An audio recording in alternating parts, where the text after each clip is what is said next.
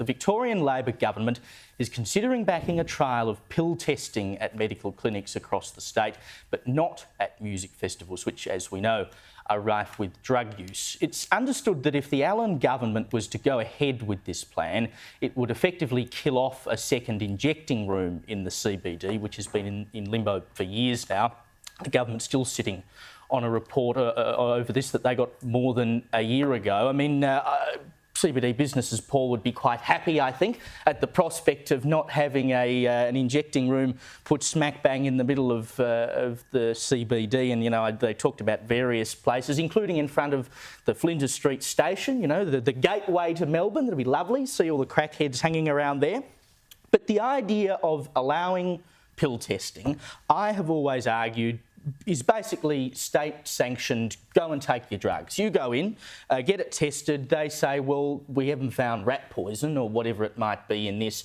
You are free to go and take it now. That does not mean that what you are taking is safe, even though someone has told you it is safe to take. I hate this stuff, not because I understand the arguments around harm minimisation, all the rest of it, right? But pick a lane, okay? I always think about their attitude towards illegal drugs and their attitude towards tobacco, right? Yep. Their attitudes towards tobacco is everyone should get off it, should be as least socially acceptable as possible.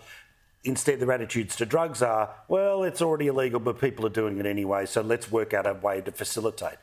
There are behaviours that are supposed to be unacceptable, and if the legal smoking of tobacco is in that, then the use of illegal drugs should be there. But then again, this is the state of Victoria and a wider world where a 12-year-old can't get a tattoo, but a 12-year-old can change their gender. Yeah, it's a good point, and I think you're right. The discussion around drugs, and they do the same with alcohol, of course. I mean, you're basically saying, Liz, here it is.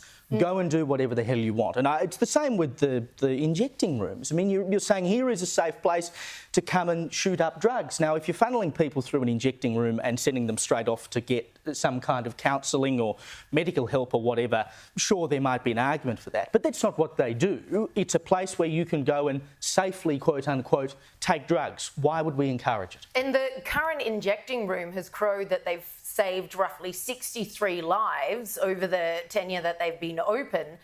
But at the same time, they've accommodated over 700,000 people going in there and shooting up. What's the use of telling kids, don't do drugs, they're dangerous, if you're going to actively work to make them safer, in fact, give them a false sense of security? Naturally, you're going to see an uptick in people taking them. It simply doesn't work. We're already seeing the laws in the ACT, the far laxer laws around drugs, who can take them, when, how much, if you can grow marijuana, all the rest of it, taking its toll in that neck of the woods. Victoria seems determined to go to the same place. And they actually bought that plot of land across the road from the station for $45 million. That's how serious they were about this second injecting room.